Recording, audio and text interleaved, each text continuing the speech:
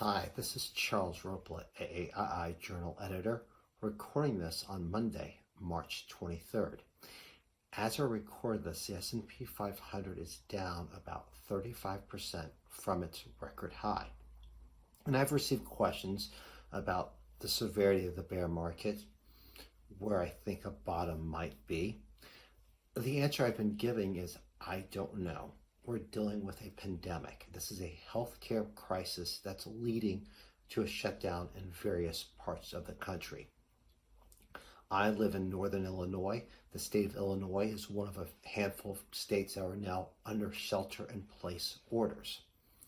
We're also seeing this in New York, New Jersey.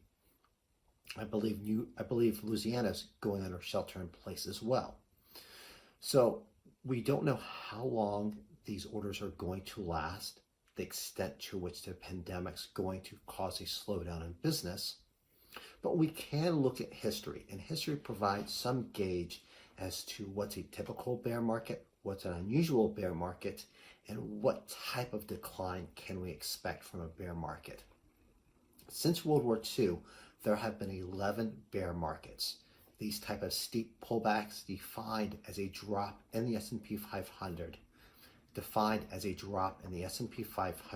of greater than 20% are not uncommon. They don't happen frequently, fortunately, but they do happen. And anyone with a long enough investing time horizon will see several of them. Now, of those 11, 6 of those bear markets have seen a decline of less than 30%. So we call these your garden variety bear markets. We have had a few that were pretty severe. 1973, 74, 2000 through 2002, and most recently the financial crisis of 2007 through 2009. Those saw declines of greater than 40%.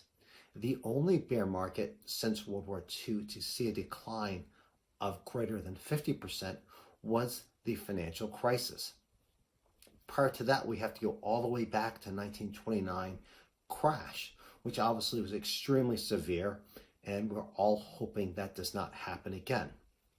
But when we look at where the market is right now, down 35%, it's about comparable with what we saw in 1968 when the market bottomed down 36%. Now, I'm not saying that we're going to have the same bottom as we had in 68. Could we be looking at a 1973-74 situation, a 2000 to 2002 type bear market?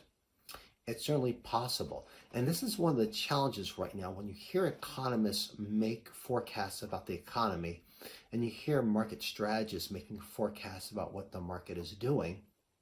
We're dealing with a healthcare crisis right now. We don't know how long, for instance, the shelter-in-place orders here in Illinois are going to last. We don't know how many other states are going to issue such orders. And we don't know the severity of the outbreak in terms of how many people become eventually infected, how many people become seriously ill, and obviously, unfortunately, how many people pass from the virus. All these are unknown. The healthcare experts are trying to do their best to make forecasts on what is an evolving situation. But depending on what our government leaders do, and depending on what we as citizens do in terms of social distancing, making sure we take care of themselves, all those will affect the eventual economic impact. What I can tell you, however, is when you look at history, you can look at past bear markets and use those as a guide. Use them as a guide to set your expectations by for what's normal, what has typically happened.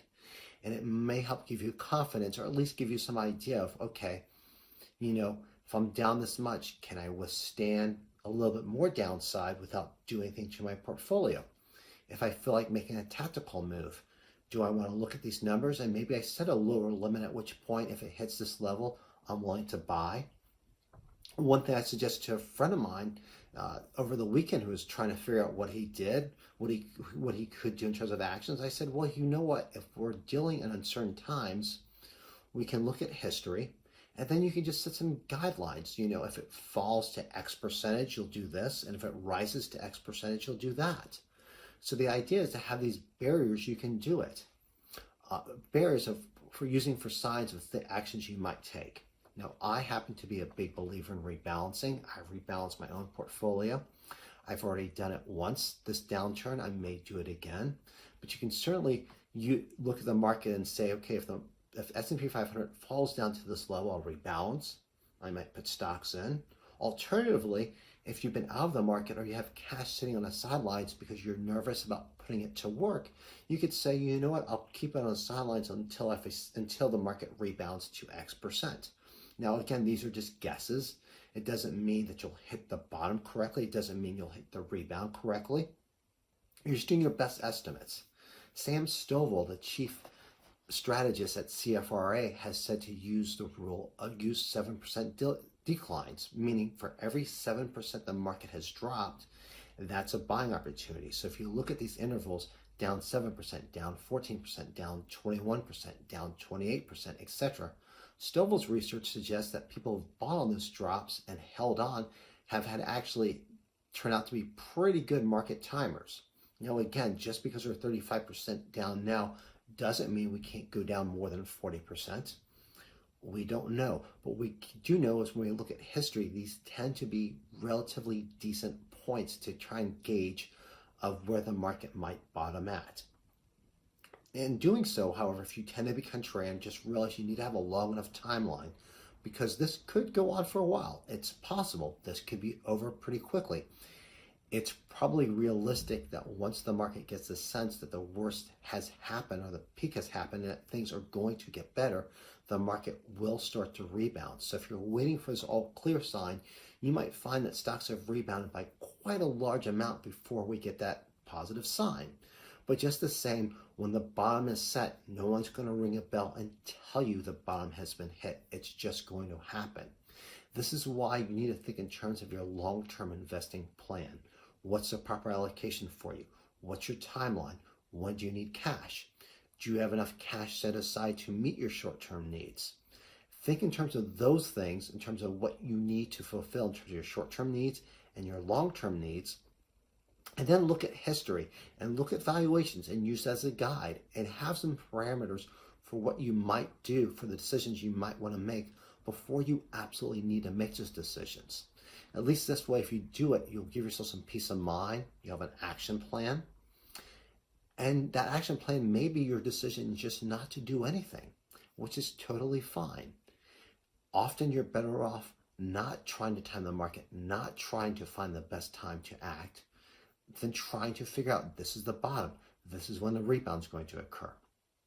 So take everything into consideration, figure out what the best path is for you.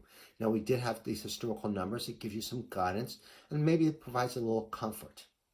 We at AAII are going to continue to update you as this crisis goes on.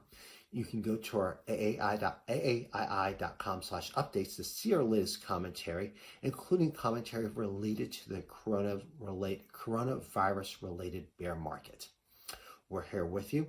We're going to help you get through this and help you and hopefully give you the tools and information you need to continue to be a successful individual investor. Wishing you prosperity and good health. This is Charles Rotblut with AAII.